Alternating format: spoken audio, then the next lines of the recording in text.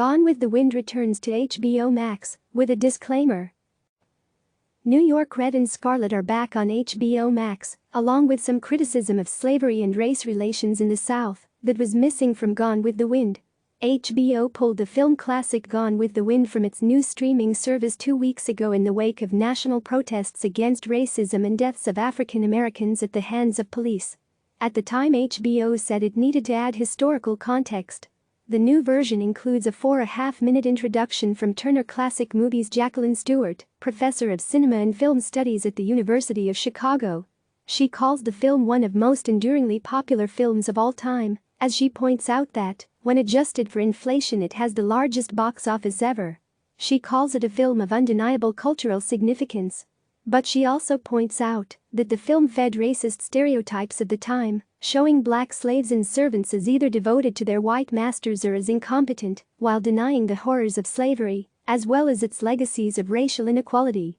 In the introduction, Stewart says that there were protests about the film going back the announcement of the original production, and that despite assurances from the film's producer that it would be sensitive to concerns of African Americans, it presents the antebellum South as a world of grace and beauty without acknowledging the brutalities of the system of chattel slavery upon which this world is based.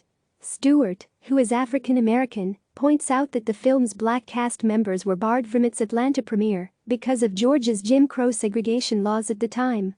And Hattie McDaniel, who won an Academy Award for playing the servant Mammy, the first black American to win the award, was not allowed to sit with the other cast members at the Oscars ceremony in Los Angeles.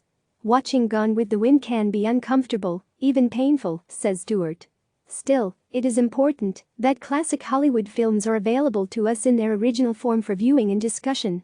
It is not only a document of Hollywood's racist practices of the past, but also an enduring work of popular culture that speaks directly to the racial inequalities that persist in media and society today. HBO Max also included a second feature, an hour-long panel discussion filmed at the Turner Classic Movies Film Festival in April of 2019, entitled The Complicated Legacy of Gone with the Wind. Both HBO and TCM are owned by Warner Media, a unit of AT&T, as is CNN. Click subscribe to receive the latest news.